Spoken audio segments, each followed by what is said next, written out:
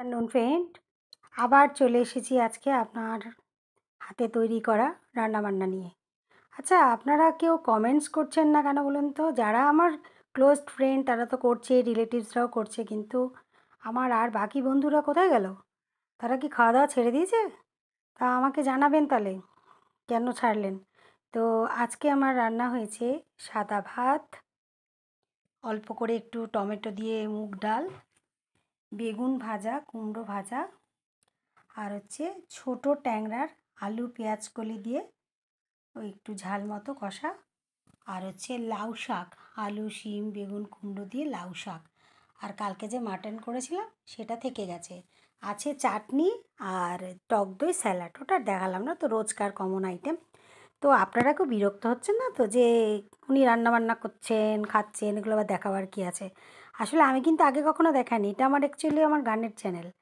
তো সেখানে আমার ফ্রেন্ডসরা রিকোয়েস্ট করাতে আমি কিন্তু এগুলো পোস্ট করছি। আপনাদের যদি কারো খারাপ লাগে সেটা কিন্তু আমাকে জানাবেন, আমি কিন্তু কিছু মাইন্ড করব না।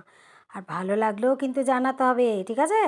আর আপনারা কি ভাবছেন বলুন তো, আপনাদের খাবার দাবার দেখালে আমি বুঝি চলে যাবো আপনাদের বাড়িতে? যাবো না, কিন্তু কিভাবে বানিয়েছেন কিন্তু শিখবো, ঠিক আছে? তা আপনারাও যা যা শিখতে চাইছেন আমি তো সব দিনই দেখাচ্ছি কী কোনটা কীভাবে বানাচ্ছি। আজকেরটা খুব সাদামাটা, কালকের অনেক খাবার দাবার থেকে গেছে, কাল অনেক কিছু বানিয়েছিলাম। তো যাই হোক, সবই প্রতিদিন পোস্ট করছি। আমার কিছু বন্ধুরা কিছু আইটেম আবার শিখতেও চেয়েছেন, তাদেরকে আমি পার্সোনালি তাদেরকে আমি সমস্ত জানিয়ে দেবো কীভাবে কোনটা করেছি।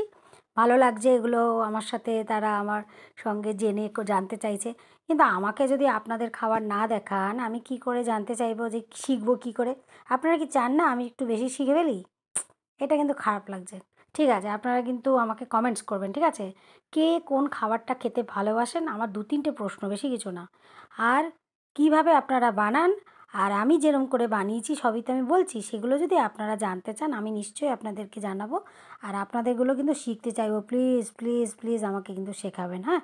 চলুন তাহলে আজকের দিনটা ভালো কাটুক। টাটা।